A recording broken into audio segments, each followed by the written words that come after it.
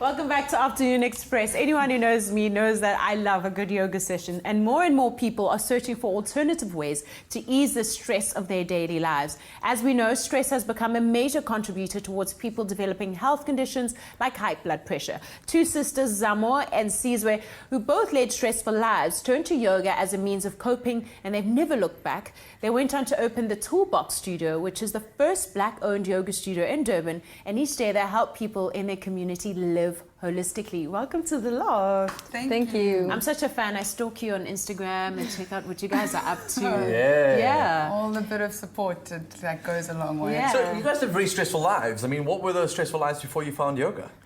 I was an advocate. So yeah, studied law, so I had my practice at the Johannesburg bar, and yeah, as you can imagine, lots of cases, people wanting you to fix their lives, and yeah. You're like, I need to fix mine now. Basically, yeah. Cool. Yeah, so I started off in tourism, did a bit of fashion, but yeah, just kind of that general corporate life of just demanding and the hustle and the bustle. More, bigger, better, And you had an great. accident that changed your life, right? Yes. That changed the course. Yeah, well, that you were on. it basically brought yoga into my life. I was in a near-fatal accident in 2006, major head injuries, 8 reconstructive surgeries. I came out of there physically, like, pretty banged up, but more, I think emotionally, I'd say. Also, I just was like, lost a lot of confidence because everything was in my face and just weakened in the body. And my sister, who had been using yoga to help her with her stress and her practice, was like, I think you should try this. And yeah, and like you were hooked said, immediately. Yeah, completely. Yeah. Tell us about the Toolbox. The Toolbox, this is will be our second year in September.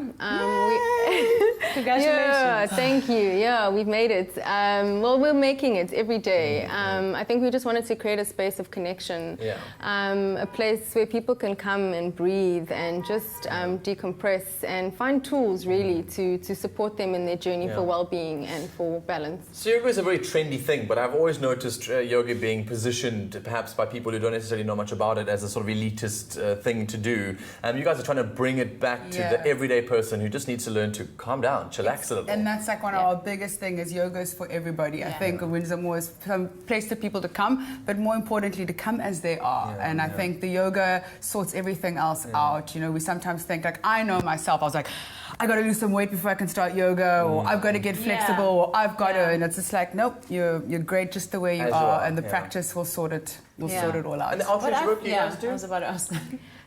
So yoga is a tool that you can begin at any age and which you can do forever. You know, I met a 108-year-old yogi when we were in India. So it can support your entire life. But the earlier you start, like any good habit, the better. The better. So we always wanted to teach children because we think it's such a supportive tool that you can use throughout your life. So we launched an after-school program in Claremont.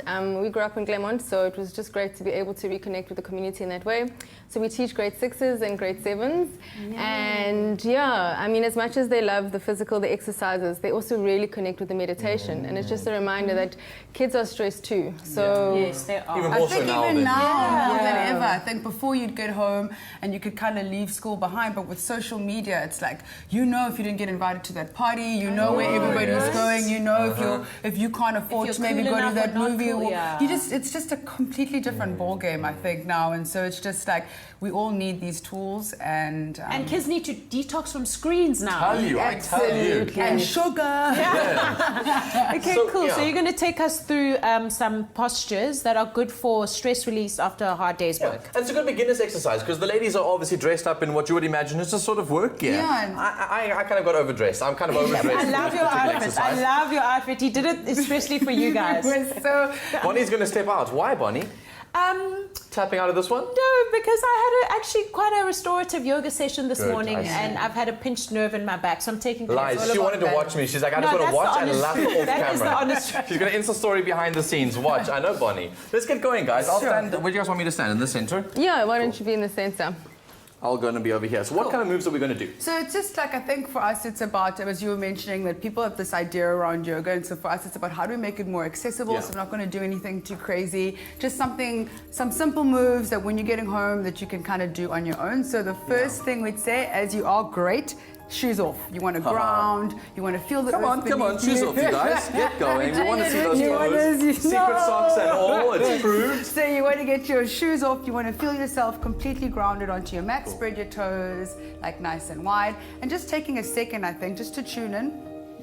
Notice, notice, like close your eyes, notice how you're feeling. Notice if you're feeling stressed. Just taking a check mentally, physically, emotionally, where are you today?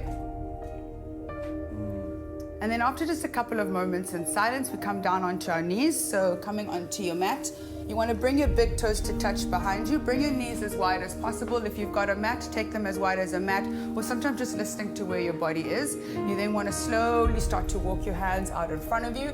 Bring the center of your forehead towards the mat. And then just allow yourself to stay here and breathe. So this is a very restorative practice. As you notice, you've got the stretching through your back, so it helps you with your lower back. And if you want to take a little deeper, like activate it, you can start to reach your fingertips a little bit more forward as you keep sitting your hips back. So you're finding that nice deep stretch. And what you also find is with the head down, it's really restorative and relaxing. So you can continue to check in here, like, how am I feeling? How was today? Just kind of, taking deep, steady breaths.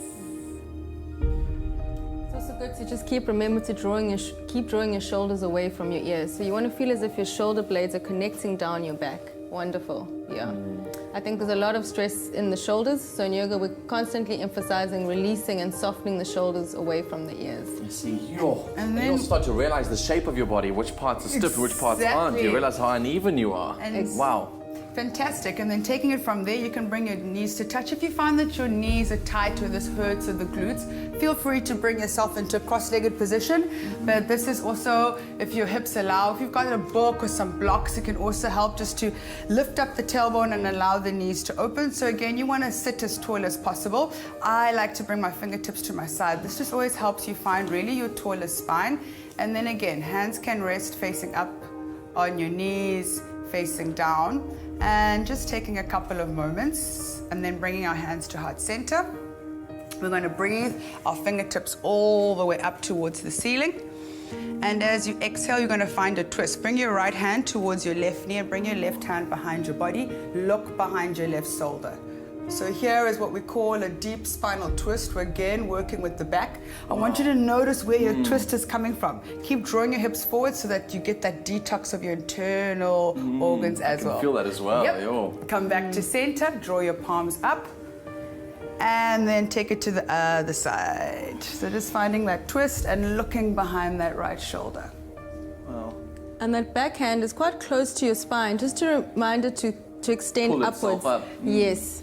Are you trying this at home with us, South Africa? I'd be dying to know. If you've got this experience happening at home and perhaps this is something you're trying for the first time, please do get in touch with us at Afternoon Chat. Use that hashtag Afternoon Express. Bonnie always stresses me out, so I'm going to ensure that I continue to do my poses today with these spinal twists. And then, obviously, while I gather myself, head over to our social media platforms and join the conversation. How often do you test your health indicators like your blood pressure? Tweet them through to us at Afternoon Chat using the hashtag Afternoon Express or comment on our Facebook page. We'd love to hear from you.